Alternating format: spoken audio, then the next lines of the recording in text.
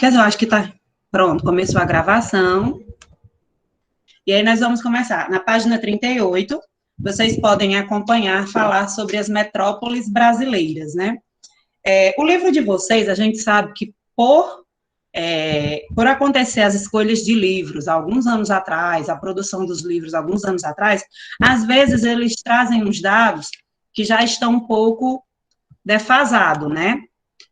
São dados que não são tão atuais, mas hoje eu vou trazer essas informações para vocês, né? Entre o ano de 2008 e 2018, o Brasil formou 3 novas metrópoles e 32 cidades foram elevadas a capitais regionais, em 12 estados. Apesar disso, é baixa a mobilidade na rede urbana brasileira, pois nesse período de 10 anos, 86% das cidades não sofreram alterações. Recordando o conteúdo que a gente estudou na outra web, sobre as redes urbanas. Redes urbanas são aquelas ligações que existem entre as cidades de acordo com sua importância e a sua função. Lembram que eu até trouxe o exemplo de cidades que são turísticas, cidades que são industriais, cidades que são culturais, que tem a questão histórica, cultural, cidades que são a questão religiosa, ou seja, vão criando as redes urbanas de acordo com a função das cidades.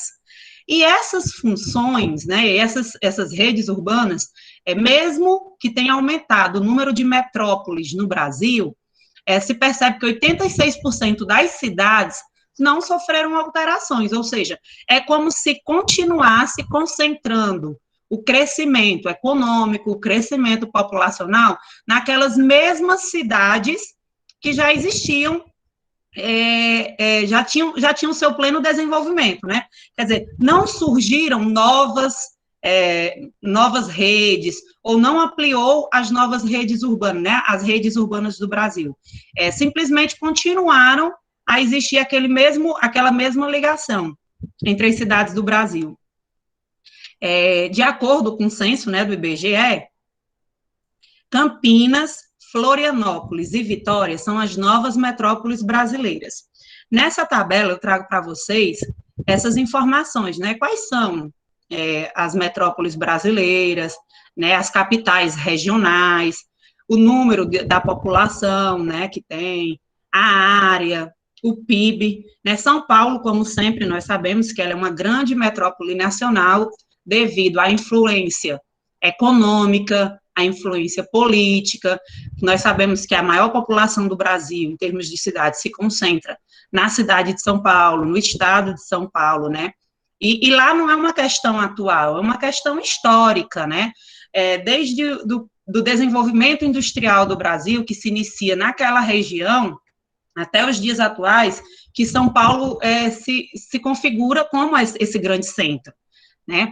A capital de São Paulo sempre está entre as maiores do mundo, né? A cidade de São Paulo, né? Tem a nível como foi Nova York, Tóquio, e aí São Paulo sempre está entre as maiores. Por quê? Porque realmente a questão demográfica, a questão econômica, financeira, né? E política se concentra em São Paulo. As novas 3 metrópoles, como eu disse antes, Florianópolis, Vitória e Campinas. E aí vocês podem ficar até um questionamento para vocês. Não significa que ser uma capital de estado significa que ela é uma metrópole. Vocês veem aí que nós temos várias cidades brasileiras, vocês podem olhar aí, mas Campinas não é uma capital. Campinas é uma cidade do interior de São Paulo. E ela já atingiu o nível, né, de ser uma metrópole, tanto em questão de população, como também a questão da influência naquela região, principalmente para os municípios próximos de Campinas. Então, nem toda capital é uma metrópole, né? E nem todas as metrópoles necessariamente são a capital. O exemplo aqui, a exceção é Campinas, porque as demais todas são capitais dos estados.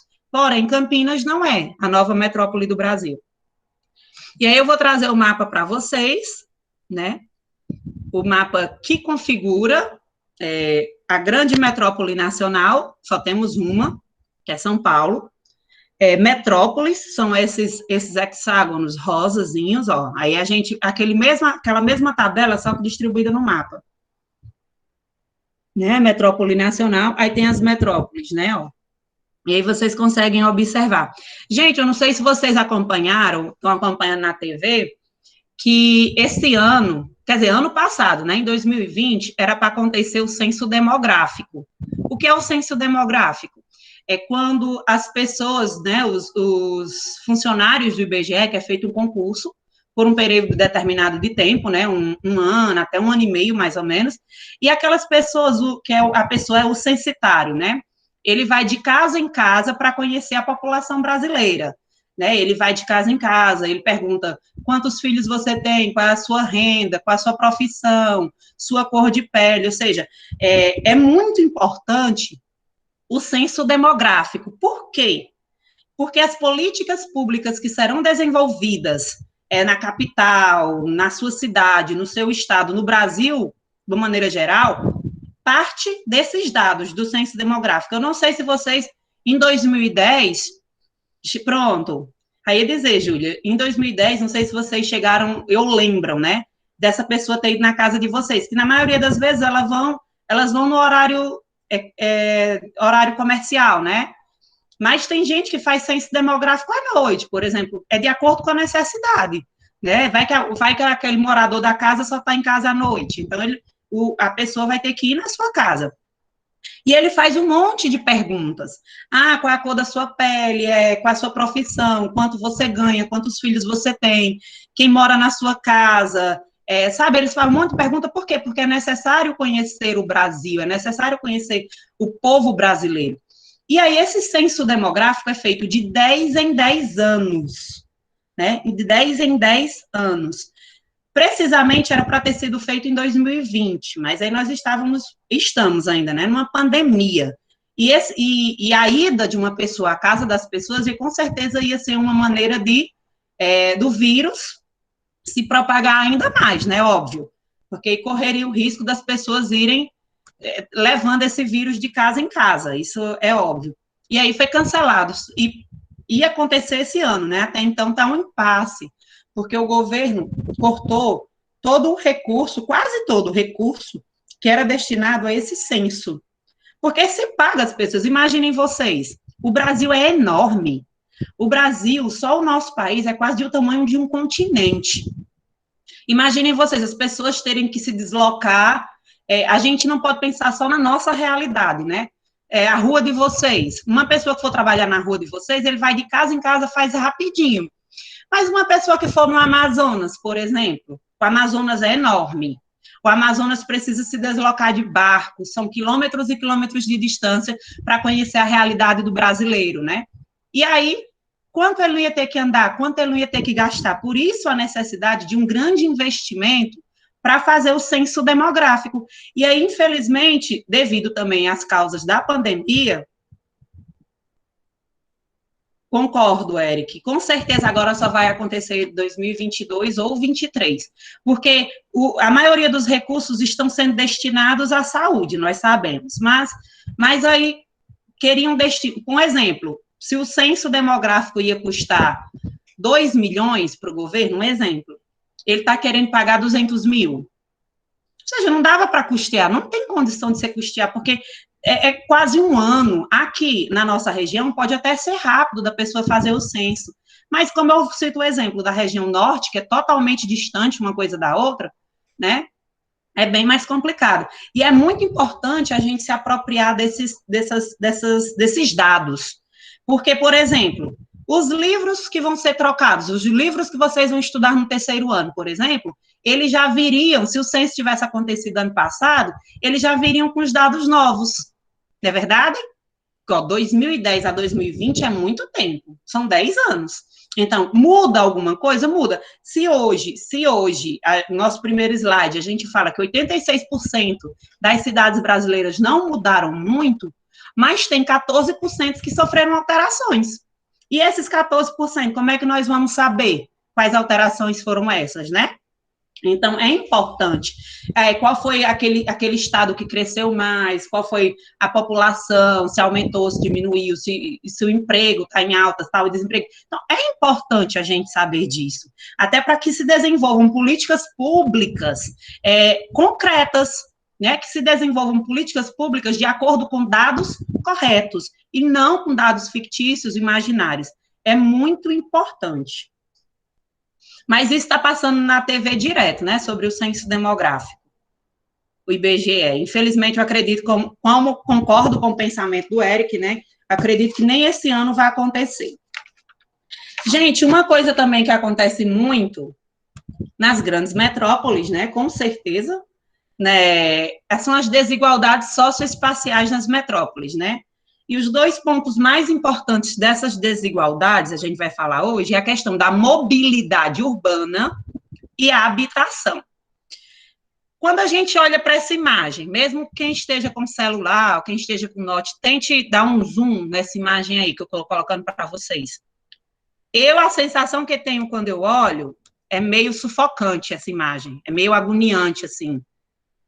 Esse monte de casas aglomeradas muito próximas uma da outra, e a gente olha para o outro lado, muitos edifícios também, né? Essas casinhas, né? Essas casas primeiras da imagem, a gente percebe que é um crescimento horizontal da cidade. Já os edifícios, né? Os prédios ali, é um crescimento vertical, ou seja, quando não tem mais espaço para crescer do lado, se cresce para cima. É um crescimento vertical. E isso é uma característica das grandes metrópoles. Mas as desigualdades socioespaciais, né, que é a questão do espaço mesmo na metrópole, né, do espaço. A gente fala da mobilidade urbana, nós sabemos que é um problema, que hoje mesmo nós estamos vendo essa questão da mobilidade urbana como um dos principais fatores que podem transmitir o vírus. Por quê? Porque os transportes públicos são lotados, né? E a mobilidade urbana, os transportes públicos entram dentro desse contexto, né? De criar uma estratégia que não, né? Principalmente nesse momento, que não superlotem os transportes públicos. Mas, independente de Covid ou não, nós sabemos que a mobilidade urbana é necessária uma estratégia do poder público, né, para ver como vai acontecer esse desenrolar. Não sei se vocês já ouviram falar, né, eu acredito que muitos de vocês já ouviram falar, a questão de rodízio de carros. Já ouviram falar de rodízio? A questão do rodízio, tem muita gente que faz esses rodízios, né, principalmente nas grandes cidades, São Paulo já fez muito. Primeiro, a questão da poluição do meio ambiente, né? Porque quanto mais carro nas ruas, né? Quanto mais carros na rua, mais poluição. E também a questão da mobilidade, porque vocês imaginem, em São Paulo, uma cidade com milhões de habitantes, todo mundo saindo de casa ao mesmo tempo no seu carro, né? Por isso tem grandes engarrafamentos, e eles estimulam muito que as pessoas saiam de tipo carona. Você tem um carro e tem mais 3 pessoas que vão trabalhar no mesmo lugar que você, então aquelas 3 pessoas não vão sair 4 carros de uma vez. 3 pessoas vão com você, e aí vai diminuir o volume de 3 carros, né, na mobilidade. Mas aí também tem a questão dos rodízios mesmo. São Paulo já fez muito rodízio, né? O que é que acontece? Eles, de acordo com o número da placa, aquele carro é proibido de sair naquele dia. Isso, Eric explicou muito bem, né? Um veículo de final com a placa tipo 5. Hoje, nenhum carro com final da placa 5 pode sair de casa. Aí pronto, nenhum carro. Se for pego andando na cidade, vai ser multado. Então, são atitudes assim que não era preciso existir. Se tivesse um plano diretor, né, eficiente, que depois a gente vai estudar mais sobre o plano diretor, vocês vão precisar, né, estudar um pouquinho, pesquisar um pouquinho sobre o que é um plano diretor, que é tipo um projeto, né, que os municípios têm que ter para justamente controlar esses problemas, né, para que a cidade se desenvolva de maneira organizada. E aí, acontecem os rodízios, nós sabemos que existem muitos engarrafamentos, nós sabemos que as vias, muitas vezes, não são com qualidade, tem muitos buracos, né? Então, eles criam estratégias e projetos de engenharia como viadutos, pontes, para melhorar o tráfego, né? A mobilidade urbana é necessária, né? Porque quanto mais se cresce a população, obviamente vai crescer também o número de veículos. Então, isso é importante que sempre esteja bem estruturado. E a questão da habitação, né, meu povo? As pessoas, ao mesmo tempo que a população vai aumentando, vai surgindo a necessidade de ter mais habitação, vai surgindo a necessidade de ter moradia digna. E isso, quando não acontece, são os casos que a gente vê muito.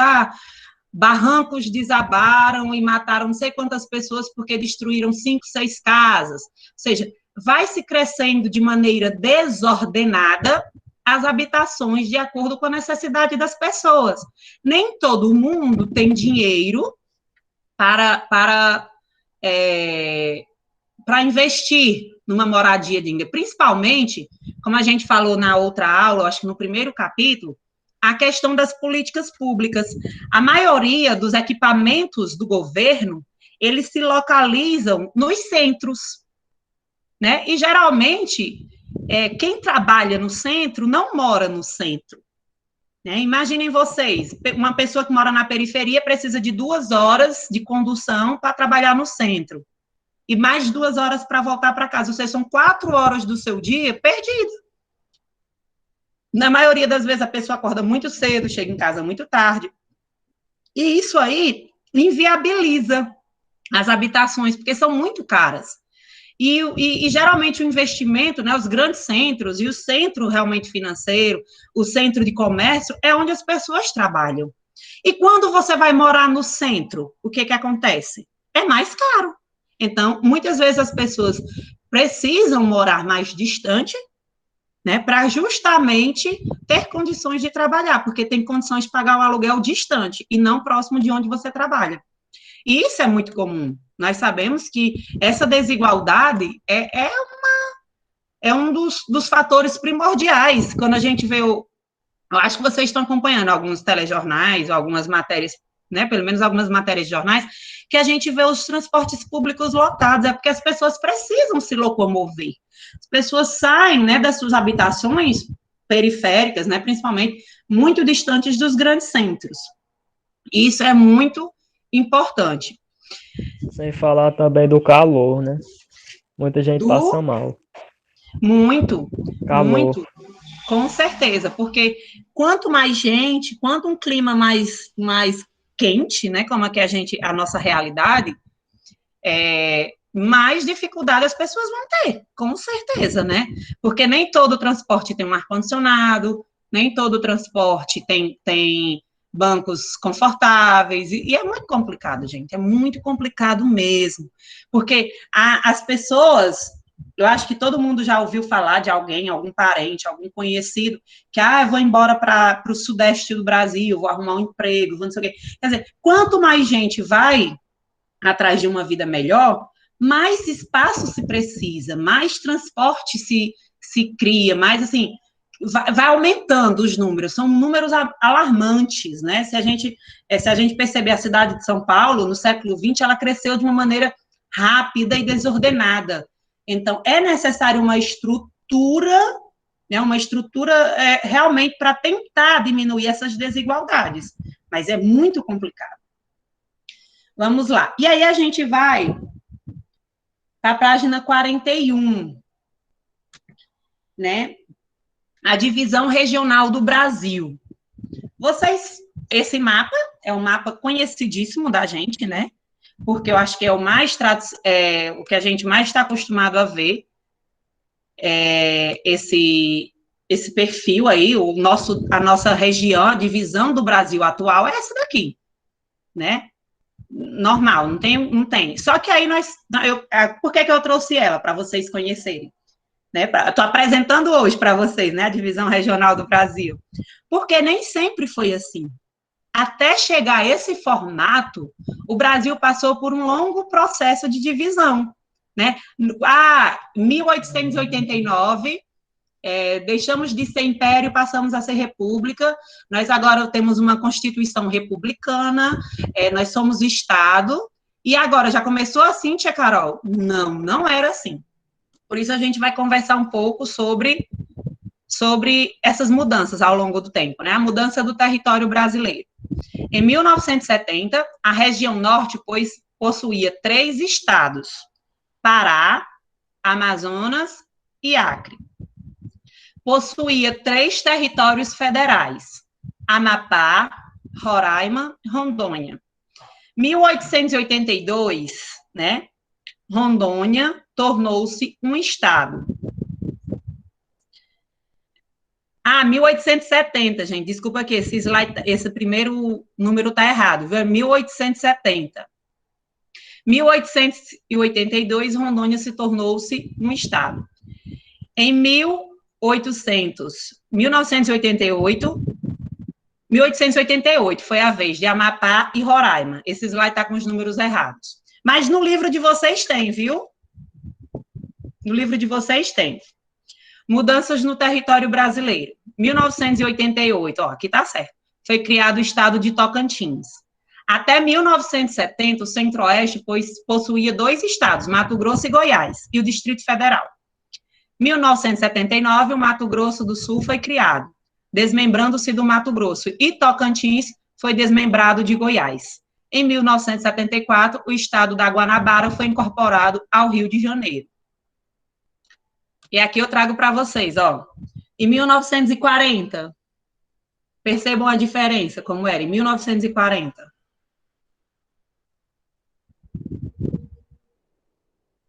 Estão vendo, ó, 3 estados na região norte. O Maranhão era o do norte, o Nordeste nós não tínhamos a Bahia. O centro era enorme, né, porque tinha Minas, Goiás e Mato Grosso. O Sul, São Paulo pertencia ao Sul. 45 já teve algumas alterações. Em 60 teve algumas alterações. Em 70 também, ó, vocês observarem, 1970. Todos esses mapas, gente, tem no livro de vocês, viu? Na página 42. Tem vários também. E aí, eu vou trazer umas configurações, né, de como as transformações, o processo de transformação espacial ocorreu, né, de forma diferente em todo o território brasileiro, né? Com intensidade e ritmo diverso, né? Em 1967, o geógrafo Pedro Jaeger propôs uma outra regionalização para o país, que passaria a ser dividido em 3 regiões geoeconômicas. Ele pensou, né, o Pedro Jaeger, ele pensou numa divisão a partir da geografia e da economia, né, geoeconômica. E aí vocês observam que a divisão dele não respeitava o limite do estado. Vocês estão vendo? Corta o Maranhão no meio, corta o Mato Grosso no meio e corta Minas Gerais também quase no meio, né? Então, ele não na divisão, na percepção desse geógrafo, Pedro Jaeger, ele não respeitava o limite dos estados, e sim a questão geográfica e econômica. Na região que ele denominou Centro-Sul, né, os 3 complexos geoeconômicos, o amazônico é o mais extenso e com o menor número de habitantes. Floresta tropical equatorial, quente e úmida, muitos recursos naturais como minerais, madeiras, terras agricultáveis, água e etc.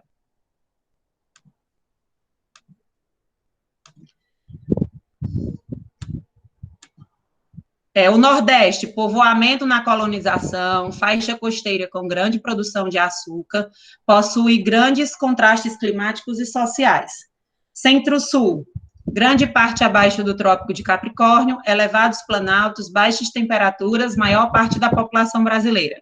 Maior parque industrial e agropecuário, elevado desenvolvimento tecnológico, grandes problemas relacionados a poluição.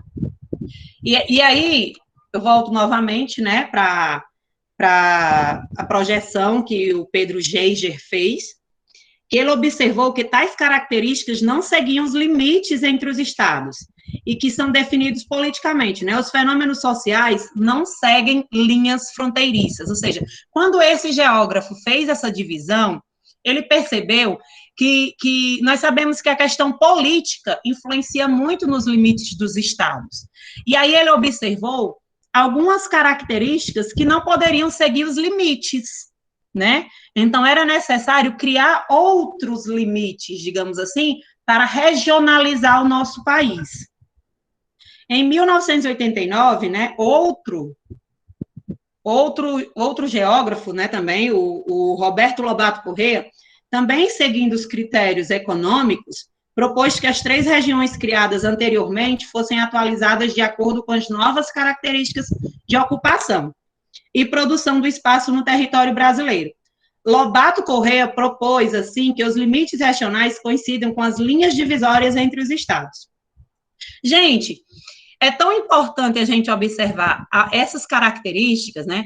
Não vamos até pensar não só no lado político, mas no lado também a questão do clima, a questão da vegetação. Vocês lembram aí, eu acho que foi conteúdo do 8º, 7º ano, não lembro agora de vocês, a questão dos biomas. Quando a gente estuda os biomas brasileiros, a divisão dos biomas brasileiros é quase igual mesmo, à divisão regional do Brasil atual, não é verdade? Então, é importante, né? É importante considerar clima, vegetação, a cultura, né? A cultura é importante considerar, porque imaginem vocês, vamos pensar assim, o Nordeste brasileiro é enorme, nós sabemos que